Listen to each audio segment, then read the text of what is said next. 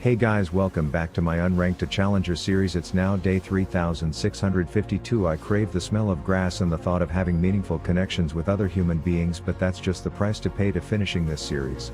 We are in Bronze 2 and today is going to be the day everyone remembers as the day Rav started going Super Saiyan speed straight to Challenger.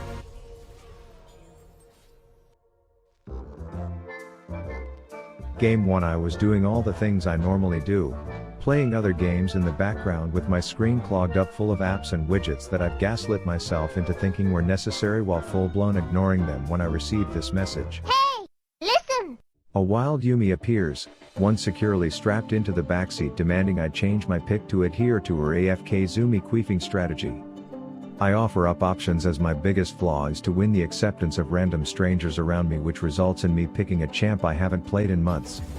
I continue submissively simping for a person literally playing Yumi only to assume she mutes all at the start of the games.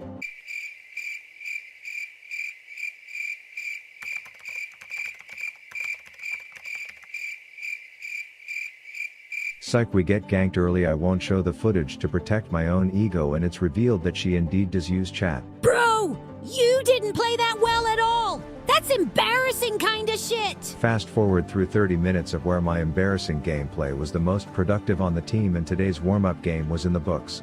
Minus 13 LP. I decided I wouldn't let the societal pressures paired with my introverted anxiety impact which champ I play, so I was on the mall cop while the enemy ADC was on a mission to show that he can use the symbols on his keyboard to bypass Riot's so sophisticated systems in a way that announces to everyone that he is in his third attempt this year at passing the 7th grade. Needless to say, there were no plot twists, and the lore of racist Ricky as one bad play led to him running it down on repeat. Plus 38 LP. Alright, so I put on a pot of tea because crime never sleeps or some bullshit, and I have little Mushu Pork Boy by my side as support, but I'm not gonna lie to you, I got bullied more than a 3rd grade fat ass in the early game, as I'm sure a colonoscopy would reveal a hell of a lot of glitter up there after what this Lulu was doing to me in the early game.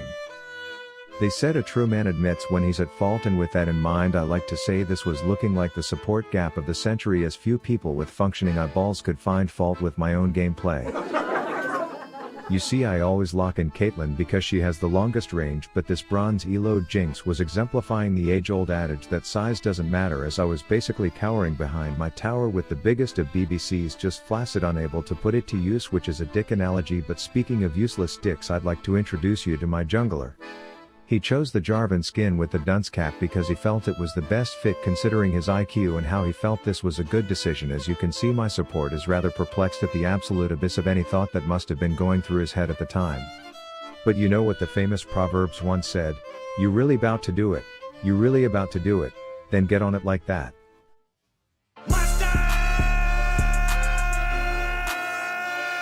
This single reach around the mountain Q for the kill gives me just enough blood flow to my otherwise useless BBC that we previously spoke about to try and convince Doom and Gloom Milo that this was about to be an easy game for us, against any apparent logical counter-argument.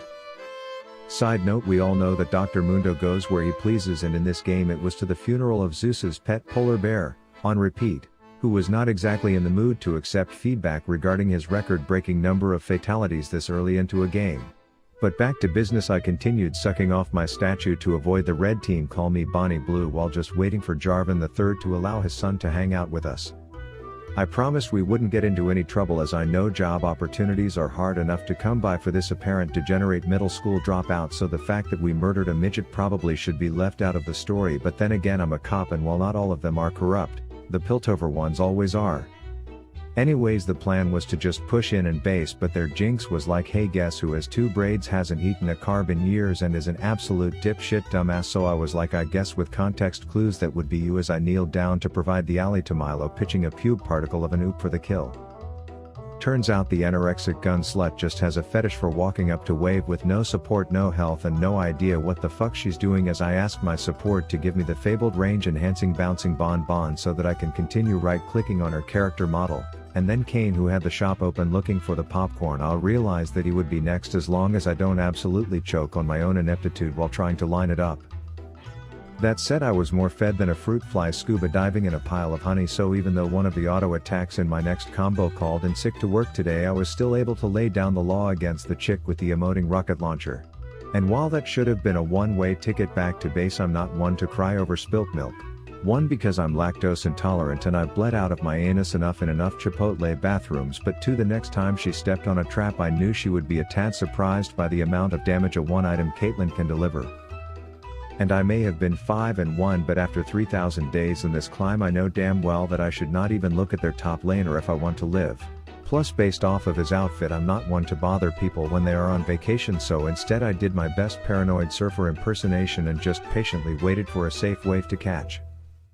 As of now, sure, we had the Jarvan on his fourth and final brain cell, as well as Voli, who was on his fourth and certainly not final death, but this game was looking promising as what would be the turning point in my almost 10-year challenger climb. There definitely was going to be some logistical issues when it came to surviving a slightly fed Kanye, as this particular Yeezy would not be making the rest of this game easy. My death to kill ratio was incredibly low, which meant my hopes were high, but at one point when the enemy team decided they were just going to disrespect our private property by pissing and shitting all over the land between our tier 1 and 2 turrets, the fact that I was a gun owner with the mentality that trespassers will be shot on sight didn't seem to mean anything in this particular case, which was a bit of a reality check. To make matters worse, my mid laner was getting fucked 9 ways to Sunday, and the inconsiderate tier 2 tower isn't in the mood to share kill credit. It's now after 20 minutes, which means I do what ADCs do, and that's sit mid like it's a ram and pray an enemy Nocturne doesn't spawn into the game, turn the lights off and do dirty things to you while no one is looking. But luckily, instead of that, I just have Jarvan, the fourth missing chromosome, decides he's gonna do his best zombie walk impersonation before being turned into a purple retarded squirrel. And if we rewind the tape, you can see that I was firmly pressed down on the gas pedal from the moment I saw this supersized sperm cell on my screen, but he seemed to think there was more I could have done in the walk-up department. Anyways, it was now time to play how many licks does it take to get to the center of a dead Jinx, and it turns out 3 auto attacks and 1 ace straight up the a-hole is the answer to that particular riddle. It was now unfortunately at a crossroads where I had to rudely interfere with this roided grape's vacation, because unfortunately his leisure time meant death for all the D-gens on my team, so I stayed clear of his slobber zone while hoping enough right-clicking would result in some dead grape picking, and that turned out to be the case. We do have to remember that their Kanye was so fed he could one-shot me faster than you can say NASA. Conspiracy theories are my late-night kryptonite to watch, but unfortunately for him this is a kill or be killed type of game, and in this case he chose be killed by his unwillingness to push R. This sets up Dragon while I am pondering the now important question on if I should be building defensively to deal with Kanye or tank Shred to deal with the 10,000 health grape. You see, the thinking at this point was, we all know that the son who J3 doesn't tell people about will be more outnumbered than a young Abella, in a lot of danger, and every time I enter one of these fights and in 3 small actions I walk away with 3 kills, I become a bigger priority for their team's assassin. But I know if Mundo carries this game there will be 800 backseating commenters telling me it was my fault for not building Shred, so I will tell you what I did. I decided to miss position, get caught out of place, and Eiffel Towered by both of them at once so that both sides of that coin can flame me. Oh, the things I do for you backseaters. Anyways, I started building GA because proper positioning is not something listed on my resume, but the bigger priority at this time was to prevent the circle jerk of the 3-headed Barney Dick in River, as I felt that would be a rough one to bounce back from if they had that Taylor Swift lavender jizz sprinkled all over their super minions. So I do a little sniper no sniping on their Kanye, which is a Dora the Explorer reference to the young ones in the crowd. I know I'm cool as shit and we live to fight another day. We are basically playing Bloons Tower Defense 6 at this point, just fending off waves of invaders while I'm showing that accuracy is apparently genetic, and my mom is Helen Keller, so thank God I can just right-click things to do most of my damage. Anyways, you'd think this Kanye was in a Jewish synagogue with how out of place he always was, and this was giving us glimmers of hope. But you have to remember that my top laner and my jungler were like 9 rounds into the Who's the Bigger Dumbass contest, and it definitely had people on the edge of their seats as they were both bringing their best game, and all I could do after their performances was bait a dead bitch to come flying in like a coke addict before putting her to bed and basing myself to stop White Lotus Frankenstein from headbutting my Nexus, who didn't seem at all affected by my presence.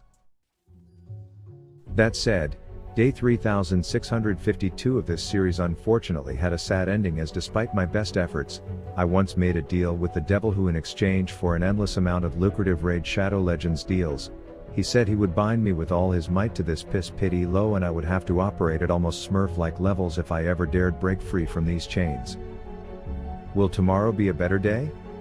Will the haters in the comments make logical points about how this loss was my fault? Will I ever climb out of this LP-less asshole? Tune into tomorrow day 9069 to find out.